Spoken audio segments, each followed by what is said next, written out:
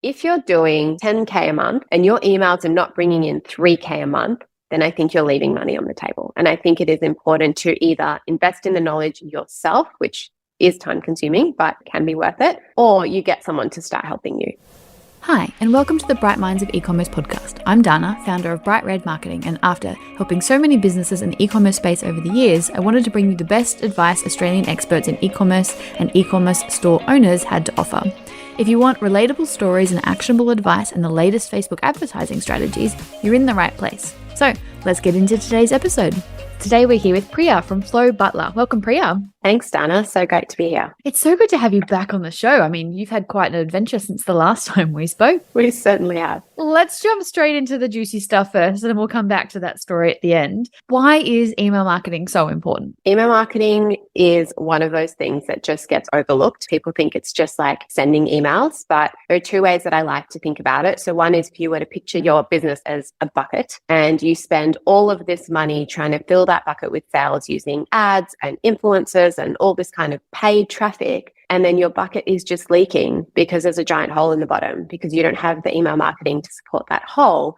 And so you're burning through a lot of your money and not supporting all of your paid effort. That's one of the biggest reasons that it is so important. It is revenue generating. It's not just something where you send a few emails and that's it. That's that. It is meant to generate 30% of the revenue in your business. So many people don't realize that. And so they just send a few emails and then they think it's either not working or, I already do email marketing and my business isn't where I want it to be. And so if it's not at 30%, it means that there's something wrong. And the other way I like to think about it is it's just so beneficial for e-commerce stores. I think we've forgotten that e-commerce is the sale of products. So we used to only have retail stores. So if someone walks into your store and then they have a look around, they're like, oh, I'll have a think about it. And they walk out again. That's kind of it. You've lost that person. But with eCom and email marketing, it's almost like having a little employee that follows them around in a non-creepy way and taps on their shoulder and says, hey, you saw this product. What are you thinking about?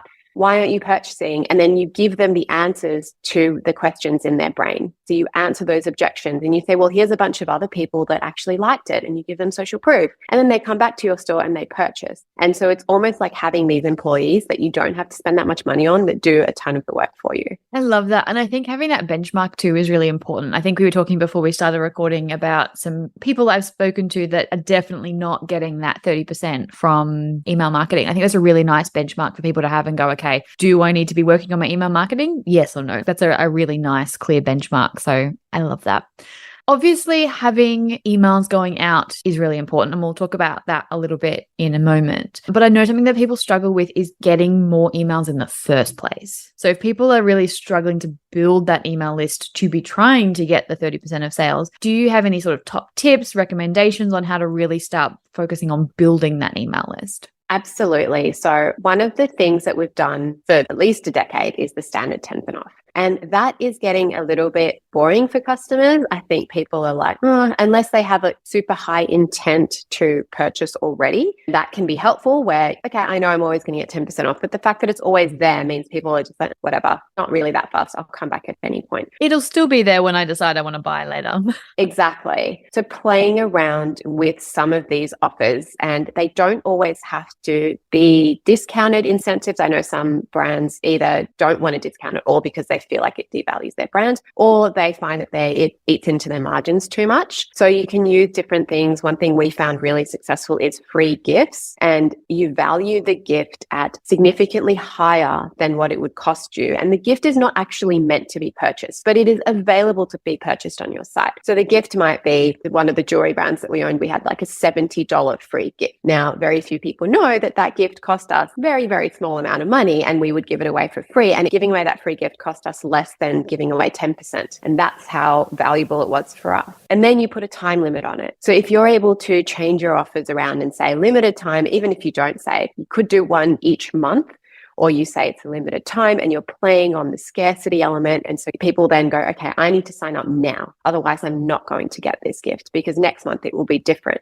So even if you're running an offer every single month, as long as the offer is different, that's okay. And that will get people in. And brands that do this really well are brands like Bondi Boost. They do lots of big discounts, but their business is incredibly successful because they don't discount the same thing every single time. Yeah, I think that's a really good way of thinking about it too, because I think everyone really gets stuck in that. Oh, I'm going to give 10% off. 10% is not good enough. I'll do 20%. But then you're right. It does eat into people's margins really quickly, and it's just not as effective. Although I did have to give my email to someone because there was a free gift, and then I was really sad with the free gift, which didn't do so good for them because I was like, oh, I don't like my gift. I still buy from them, but I was just like, that was not the nice gift I thought it was going to be. But anyway. And look, it really is about testing. So I think we get into this phase sometimes with small businesses and even medium businesses where they have this one offer and it's not working and they don't really know what to do. So you can split test a free gift with a percentage off with, give away something. If there's a competition, give away $200 worth of products to one person and encourage people to sign up to your list from socials, from ads, from all the other methods that you have and say, well, this month we're giving away this and all you need to do is sign up to our list. And that's sometimes quite encouraging. They don't even need to purchase. So if these are people that you're just trying to nurture and build that relationship, giving away something can be really helpful. My only caveat with giving away things is you don't want to be this brand that is only attracting freebie hunters. And so you do want there to be a little bit of intent because a whole email list full of freebie hunters is not very fun for anybody. No, I think there's a difference between sign up and you get a free thing if you buy something and just getting free things. Yeah, absolutely. I saw a company that's doing the shipping is set price shipping, but if you sign up to their mailing list, which they're calling their sort of loyalty program, not calling it a mailing list, you got free shipping. I thought that was really clever as well. That's brilliant. I was like, that makes me want to sign up to your mailing list, although I'm already there. But now I get free shipping because I gave it to you again. So I'm very happy with this. Yeah, it's thinking through all the little points of possible friction or what is the reason someone would purchase from my brand over someone else's brand? How can I get them to purchase now or in the next 2 weeks instead of in 3 months' time? Unless you have a sofa, in which case you probably need to draw that out a little bit and you probably can't give away a free sofa. But maybe you can give some cushions or sofa protection or who knows what else you can do. Absolutely. Love that. So what makes a good email? $1 million question. This is one of those things that is $1 million question because it depends on the timing of the email and who you are sending it to. So no two emails will operate the same. So email marketing is really about sending the right email to the right person at exactly the right time. If someone, for example, is in an abandoned cart flow, the intent of that email is they were really close to purchasing and there was something stopping them. So a good email in that sense is going to be short, probably include some elements of social proof, maybe include a discount. If someone has just joined your list, unless you have a product which is an impulse buy product, a good email is going to look like, again, short. One of the biggest mistakes people make is doing these really lengthy emails with 25 different elements. And yes, they look beautiful when you're displaying them on a website, but the big brands, when you actually study their emails, which is something I do a lot, every email has one thing, one point that they want to get across, one message, maybe a little bit of social proof in there as well. But each email really is designed to have one message to get them to take one action. That action might just be, here's our brand story, here's why you can relate to us. And so keeping it simple, keeping it not too image heavy. A lot of the image heavy emails are ending up in spam. So it doesn't matter how beautiful your email is. If nobody sees it, that is going to continuously end up in spam and it's wasted effort. Yeah, and a lot of effort at that because making those beautiful ones are not easy. No, that's right. And if you're, paying an agency to do it, you're paying design fees, you're paying for all of that. That's okay because some of the emails, I find the welcome emails, when they do have beautiful designs, it really brings that person into your brand. And some brands, they need to be incredibly aesthetically pleasing. If you're doing nails, if you're doing skincare, you do want a little bit of those aesthetics in there. But your entire email should not be designed and then just plonked in there and it's all images. It needs to have some real text in there so it gets through to them. Yeah. I love that it's so like, what is the goal of that email? What do you want them to do? What's that one thing you want from that email? I've seen so many emails where it's like, there are 17 different things you're asking me to do from this one email, and that's just too much. That's right. And people don't read the whole thing. People skim emails. When you think about how many emails we receive in our inbox, there's just so much information going in.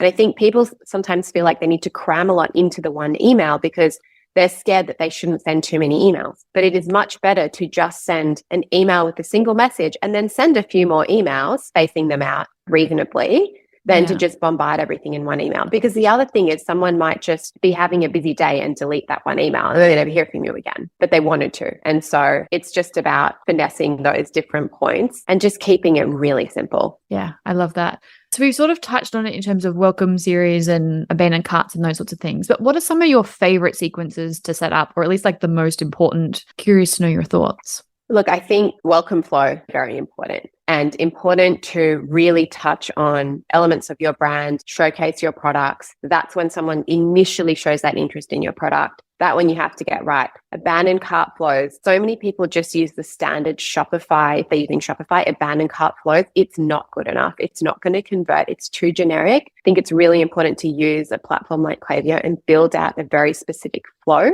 If you can, and you have very different products, build that flow out to segment your products out. Because if you have, some people have lots of different SKUs, someone's interested in mascara, they may not necessarily be interested in lipstick. So if you're just doing these generic flows and throwing in random products, you're not going to get the most out of it. So really solid abandoned cart sequence can help convert those people much more quickly and get them to spend a fair bit of money with you, which is what you want. Browse abandonment is another one. So that's one that I often see missed. People might do a welcome and an abandoned cart and then not do the browse abandonment. And that one is really for your window shoppers. So people that are kind of looking around, they don't have the intent yet to add something to their cart. So that's actually a different flow. I really like to think about it as a shop front. So someone's like staring in your window and they come in and they just like looking around, but they don't pick anything up. What would you say to that person over someone who literally brought your product up to the counter and then just turned around and left? Like they're two different messages. I love how much you can bring the email marketing back to like a retail experience, because it just makes it make so much more sense. Like, of course, you would speak to someone who picked up a product and was asking you questions about it and then put it back. You would speak to that person differently to the person who just sort of walked around, did 5 laps and left. Yeah, like, absolutely. Of course you speak to them differently. Why do we not write our emails differently? Yeah, we just don't think about it that way. And it's just so powerful. And it's a lot easier for people to abandon cart. I don't think I could even go into a shop and put it on the counter and then leave. I'd feel so awkward. But you pick some stuff up and you ask a question and then you put it back. I mean, that's kind of the same. It is. And then the shop assistant would come over and go, hey, hang on. Wait a second. Let's talk this through. Let's just bring you a bit closer again. So that's how I think about those two ones. And then the post-purchase flow is so important, and people don't realize how important it is. If someone buys, yes, it's great to let them know that they have bought from you and thank them. That's awesome. But take those next steps, because it is so much easier to get someone who has already purchased from you to purchase again than it is to get a brand new customer. Yes. I've seen clients have that set up and it is just phenomenally successful. We even have some clients set up post-purchase ads and they are also successful. But I think you're right. It's in that post-purchase world, you have so much potential. It's that bucket that you're talking about at the start. Like, they're already in the bucket. You just need to keep them in the bucket. Yep. Just don't let them fall out. Remind them, get them, even the small little things, get them excited to receive your product. If your product has a certain way it needs to be used, bring them on that journey initially. There's something that happens, and some of the marketing psychology books talk about this, where people get buyer's remorse, and they get it a lot. So as soon as they've purchased a product, they feel this sense of like, oh, I just spent money. And what you want to do is go, yes, you've made such a great decision to spend money with us. Really, your product is on its way. Here's how you're going to use it when it arrives. Get them excited, bring them into your community. That will then, when they receive your product, they unbox it, they're excited about it. Maybe they're excited to share about it, share your product. This then gets them to leave a review. That's another really important one. So as part of that post-purchase journey, you need the reviews, because this all feeds into your ecosystem that builds social proof, and then get them to purchase again. Now, for some brands, if you have a lot of different products that people can purchase again, they might purchase immediately. For some brands, it might take 30 to 60 or even 90 days, but you want them coming back. And that's how you're going to scale. If you spend $10 or $20 to acquire a customer, but you can then get that customer to continue to spend money with you over a 90-day period, that means your ads or whatever marketing you're spending is going to have exponential results on the back end. And that's what you want to be doing with your post-purchase series. I feel like Mr. Zimmy did that really well. I bought something from them not too long ago. And like, I don't remember how quickly after they sent the email, but it was just like, oh, you're going to look amazing in this. You're going to take it on adventures, and this is how you care for it, so it lasts a really long time. And I was like, oh, I made a good purchase. They care about me. Like, it's an automated email. They don't don't care about me. I'm in marketing. I know this, but I still felt cared for. And I'm like, they care about this. So I think that's a really good one to remind people of as well. So thank you. You sort of touched on it in a previous question around testing. What is A/B testing for those who don't know? And what are your thoughts on the best practices and how to use that? So A/B testing is basically testing often 50% of your audience with one thing and 50% of the other. So if you send an email out, you might A/B test subject lines to see which one get a better response. With the introduction of iOS 14 and 15, it made it a little bit more tricky because open rates are a little bit less reliable. So then you might A/B test your content for click rates. And what that means is you're looking at what are the kinds of emails that are getting more people to click. Because interestingly, sometimes the things that get people to open are not the things that get people to click and purchase. And so it is really playing around with different forms of messaging. And I really like to encourage clients to do this when it's not peak season. So right now we're in between seasons where we've got Black Friday and Christmas, and some clients there's Father's Day coming up. But for everyone, mostly there's Black Friday and Christmas. You want to do your testing early so that when you hit Black Friday and Christmas, what are the kinds of emails that our customers will respond to? And therefore, what are the kinds of emails that we will send? And I'm actually doing this with a client right now on their sign up forms and welcome flows, because we have a very short period of time because this business needs to go gangbusters towards Christmas.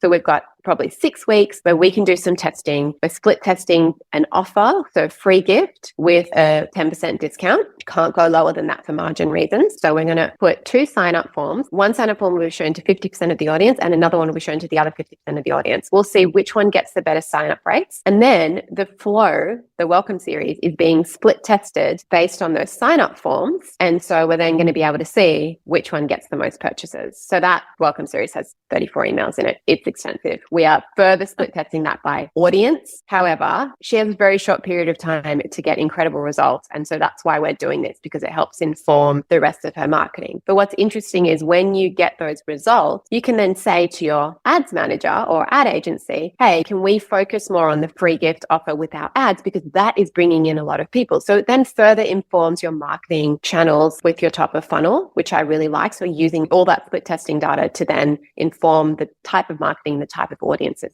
that you'll be targeting. Yeah, I love that. I think split testing is one of the things that people get really scared by. And they're like, oh, I'm not there yet. Like, I don't need to. But I think it can be really simple. It's like, okay, well, I have these 2 thoughts. Let's test both of them and see which one actually gets the better result, which I feel like is almost easier than just coming up with one thought. Sometimes it's easier. Well, I have these 2 ideas. Let's actually just see which works rather than me guessing which one I think is going to perform the best. Absolutely. And it's often the opposite of what we think. So it's really frustrating. You think you've got this great subject line, and then it's the other one that's like boring. And it's always the worst one. It's the boring image, the bad copy, and you're just like, why are you the one that's winning? But it happens everywhere, which is why I feel like that gut feel is probably not advisable and you should split test. Yep. And if you're starting out and it feels overwhelming, just split test the headlines, like especially in your welcome series. These are the things that generate income over and over again. So it is so important to be testing, because if 50%, if you're getting, we've had open rates of like 50 to 75% on that first email versus 20% on another email. And it's just, well, you want to be just split testing something as simple as a subject line to be able to see which one is getting more opens, or which one is getting in an abandoned cart series, which one is getting more opens and sales, because that one is hugely important as well. Yeah. I mean, as you said, if your email marketing is supposed to be making you 30% of your sales and one email's got a 20% open rate and one's got a 70%, you'd be wanting to do as much as you can to get that 20% as close to 70 as you could. That's where your money's coming from. You said that one of your clients has 30 something welcome emails in a split test. So how many emails is too many? How many emails is not enough? How long is a piece of string? But is there like a benchmark? Is there some sort of guidelines on how to know whether you've got too many, not enough? So just to clarify, not a single customer is receiving 34 emails. No, of course not. The customer receives 5 emails at max in that welcome series. So the reason we have done in that way is just because she is so uncertain about which audience is going to be the one to purchase. Is it parents? Is it grandparents? Is it gifted by friends. We need to know this data because we need to be able to scale. And the way you speak to a grandparent and the way you speak to a parent, just in the copy, it's a very emotional business. So if you're bringing in this idea of gifting a beautiful Christmas gift to your grandchildren versus, to your child, we're looking at very different copy. In addition to that, the number of emails is something that we will tweak over time, and it depends on the buyer's journey. And this is something that so few people do when they start, but it's who is your customer and what is their purchasing behavior. So one of the ways we're thinking about this in our hypothesis is that for this example, grandparents are likely to buy faster than parents, because grandparents like to spoil their grandkids and will be in that emotional, oh, it's fine, it's Christmas, whereas parents will be like, oh, but we've got groceries and Christmas is expensive and blah, blah, blah, blah, blah. And so they might take longer to purchase. That's just a theory. You might be completely wrong.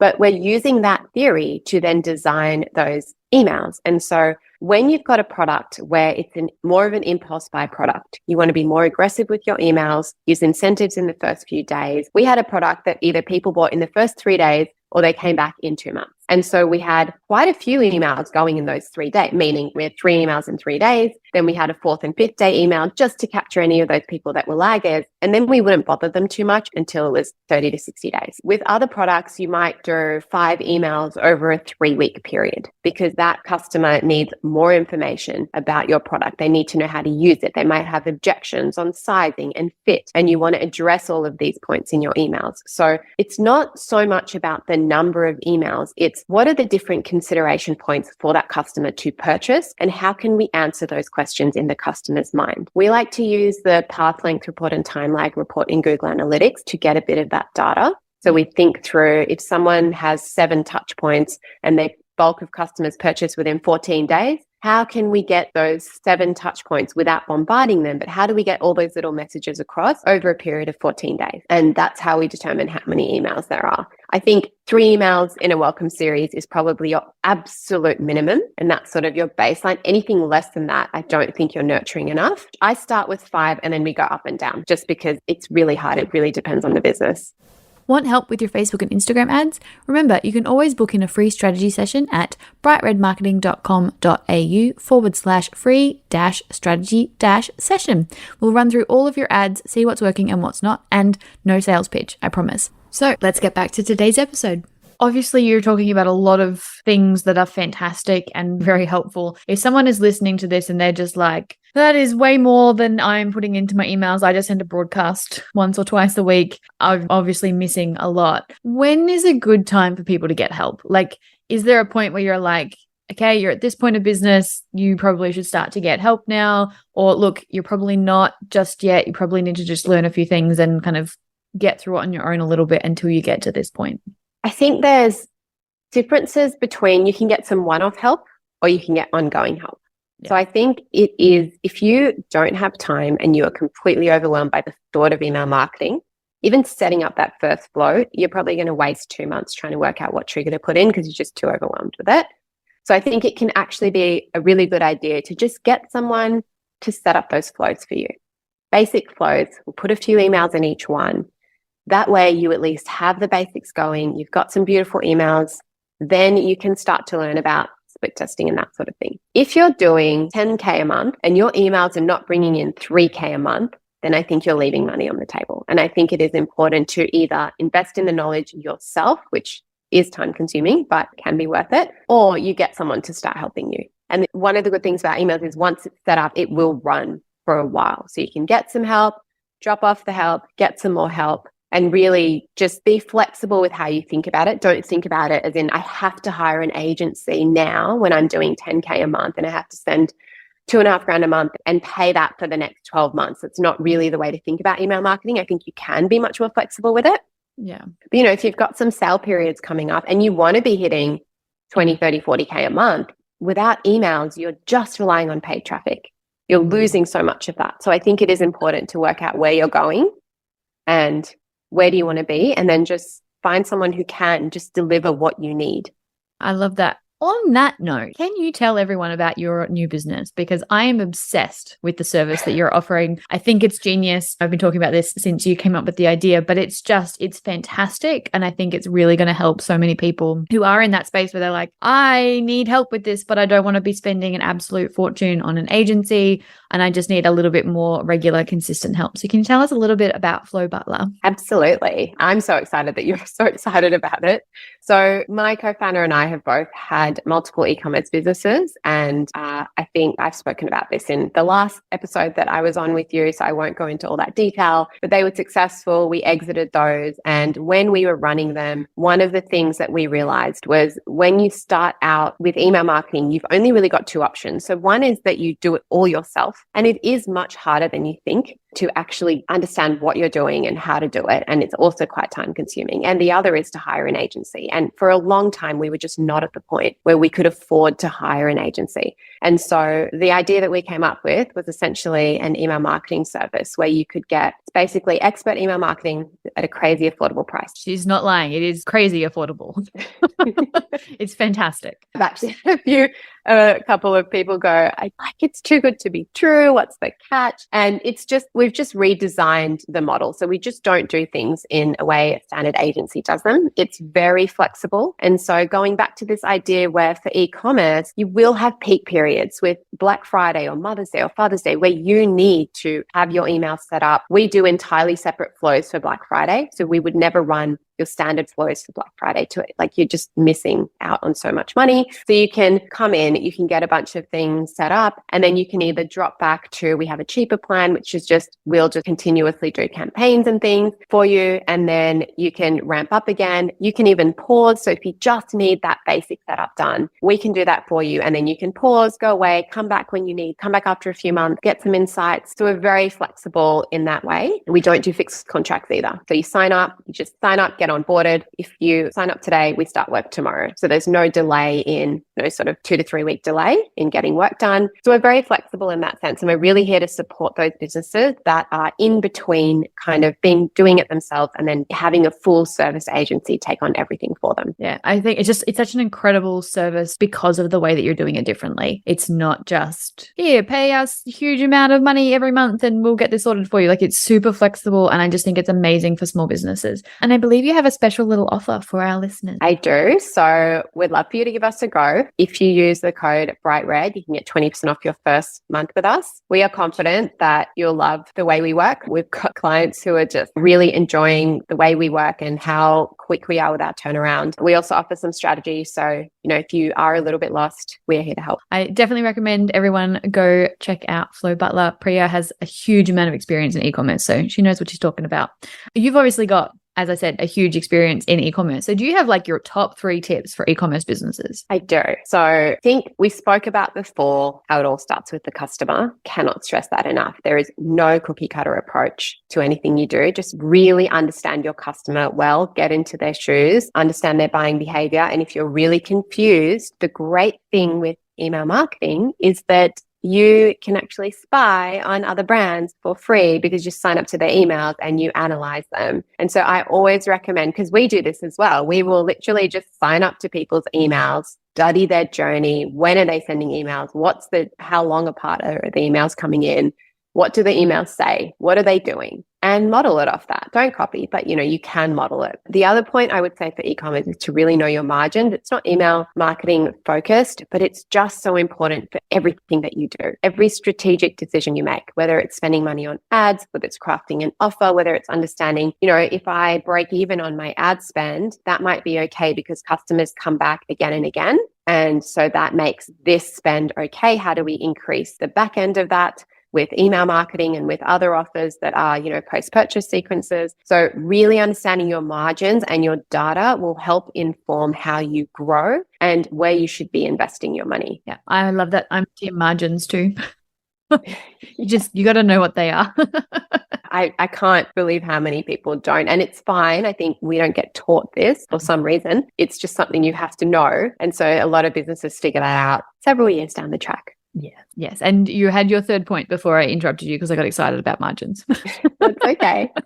This is actually a little bit of a sneaky email marketing tip that works incredibly well, which is to send plain text emails. That's something that so few brands do, but we always include plain text emails in some of our flows. And the reason it works so well in e-commerce is A, it helps with deliverability because plain text emails tend to land in inboxes. There's no images. It doesn't get flagged as spam. But it also humanizes the brand. And I think, especially right now where consumer spending is a little bit down, it's going to pick up again. That's what so many people don't realize. So what you want to do right now is start connecting with your customers. So these emails are designed to humanize your brand, put a real person behind your brand. Yes, people love the big brands, but even Bondi Boost, which is multi-million-dollar brand, well, you'll get an email from Alex and you're like, oh, Alex from Bondi Boost is emailing me. That's nice. And it's a plain text, like, just a reminder, we've got this sale. That's the one that actually got me to purchase. Yeah, it's great stuff. I use it too.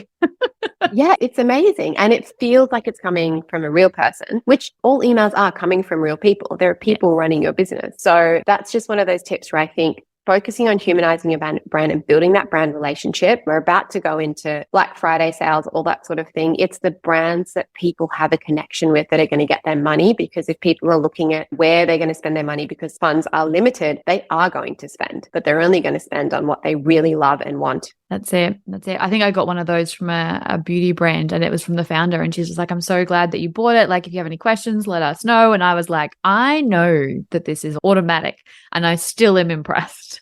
And it's just because it came in plain text, and you're like, it feels so much more human. I love it. Is there anything that you think we've missed? I feel like we've covered a lot. We have covered so much. Just having a quick think. I don't feel like we've missed it. I don't want to overwhelm the audience with too much. Look, they can come back and listen again. That's fine. That's true. The only other thing I will say is around offers. So this is something that we realized quite late in our e-commerce journey. And I think if we had realized it sooner, we would have scaled a lot faster. And that is around crafting irresistible offers that people cannot say no to, and using what's called mental triggers. So things like scarcity, urgency, likability, credibility, injecting those into your offers from start to finish. So if that's, they start with a Facebook ad, they land on your website, they go to a product page, they then end up in your email list, also using SMS, because that's really important and highly successful when you use it right. How can you create offers that from start to finish are consistent and irresistible? And if you can continue to do this on a monthly basis using different offers, and they don't have to be massive offers. You always want your Black Friday offer to be the best offer because that's what people are expecting. But crafting offers that are irresistible to your customers, but also increase your average order value is the key to success. So if you're doing bundling, you might get people to purchase 3 things and then they do get a discount. Being able to craft offers like that will help you scale your business beyond what you can probably imagine. Yeah, I love that. And I think that's a great note to finish those questions on. We'll get into the last couple we ask everyone else. But thank you so much. You've shared absolutely so much information. It's been great. Do you have any strategies or habits that you use every day to help you stay on track in business? I actually do. So I have kids. And so my mornings can be, I don't have the luxury of like a 1-hour morning routine. But what I do is I try and wake up really early. I have my morning coffee. I cannot function without it. So if coffee's not there, I'm not there. The morning coffee, and then I just try and get my mindset right. And there's various techniques to do that, whether it's a workout. Generally moving my body is really important. Sometimes I do a bit of a dance. Not something that many people know about me, but I think pumping some great music and just getting your head into the right space. There are so many ups and downs with business, and you just have to be in that right space because you just never know when there's going to be a down or something's going to go wrong. So I really like to just move. Coffee and moving are my 2 biggest things. I love that. And I love that dancing was on your list because that's my jam too. Yeah. Do you have a favorite podcast? I'm really enjoying the Smart Marketer podcast. Lovely. So that's always a good one that I enjoy listening to. Very good with e-commerce tips and very good with just keeping you up to date with all the changes. We're about to have iOS 17, so they're always quite good at keeping on top of that. Do you have a favorite business book? I do. The 22 Immutable Laws of Marketing by Alrees and Jack Trout. I have that one somewhere. I agree to revisit. And can you tell us about how people can find you if they want to know more? So we're not big on socials. Find us at flowbutler.com and then sign up to our email list. That's the best way to find us. Wonderful. It's been an absolute pleasure having you on the show. You've shared so much and I'm so grateful. So thank you for joining us. Thanks so much for having me. This is fun. Thanks for listening to the Bright Minds of E-commerce podcast. As always, you'll find the show notes at brightredmarketing.com.au/episode 50. Thanks for listening.